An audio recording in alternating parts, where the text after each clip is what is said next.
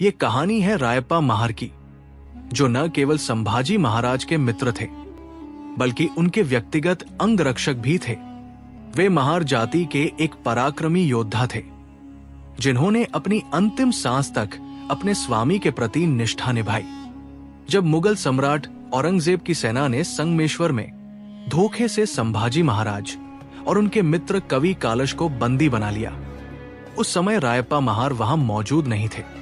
जैसे ही उन्हें इस भयंकर समाचार की जानकारी मिली, वे तत्काल सभी मराठा सरदारों के पास दौड़े और चीख कर बोले, हमारे राजा संकट में हैं, हमें उन्हें बचाने के लिए अभी निकलना चाहिए।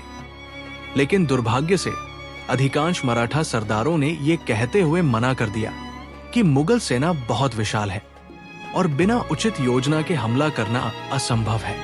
रायप्पा महार क्रोधित हो गए। उन्होंने कहा, अगर तुम सब मेरे स्वामी के लिए लड़ने को तैयार नहीं हो तो मैं अपने भाइयों के साथ अकेला ही जाऊंगा। इसके बाद रायप्पा महार ने अपने कुछ वीर महार योद्धाओं को इकट्ठा किया और सीधा औरंगजेब के दरबार की ओर कूच कर गए। रायप्पा महार और उनके साथी मुगल सेना की विशाल दीवार को तोड़ते हुए सीधे औरंगजेब के शिविर तक पहुंच गए। उन्होंने ललकारते हुए कहा, छत्रपति संभाजी महाराज को मुक्त करो, अन्यथा हम यहां तुम्हारी सेना का सर्वनाश कर देंगे। मुगलों ने हंसते हुए उनका उपहास किया, लेकिन रायप्पा महार को इससे कोई फर्क नहीं पड़ा। वे अकेले ही रण में कूद पड़े। उनकी तलवार बिजली की तरह चमकी और कई मुगल सैनिक धराशायी हो गए, परंतु संख्या बल के सामने उनकी वीरता काम न आई। रायप्पा महार बुरी तरह घायल हो गए, लेकिन आखिरी समय तक उन्होंने हार नहीं मानी।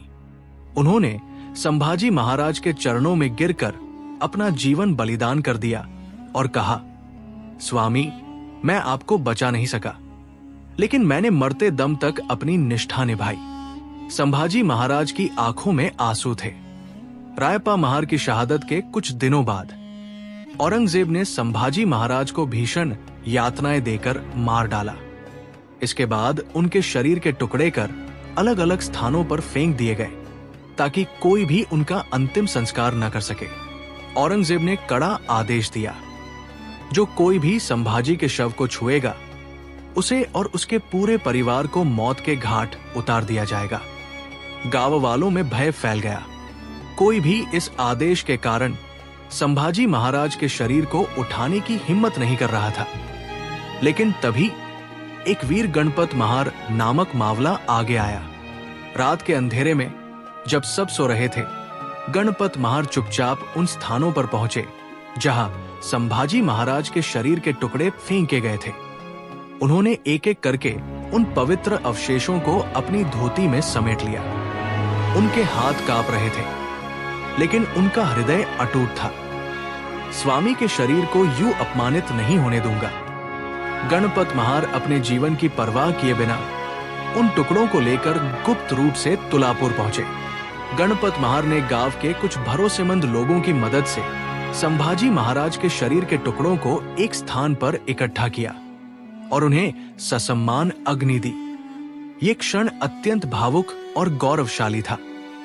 मराठा साम्राज्य के वीर छत्रपति को उनकी वीरता के अनुरूप सम्मान दिया गया।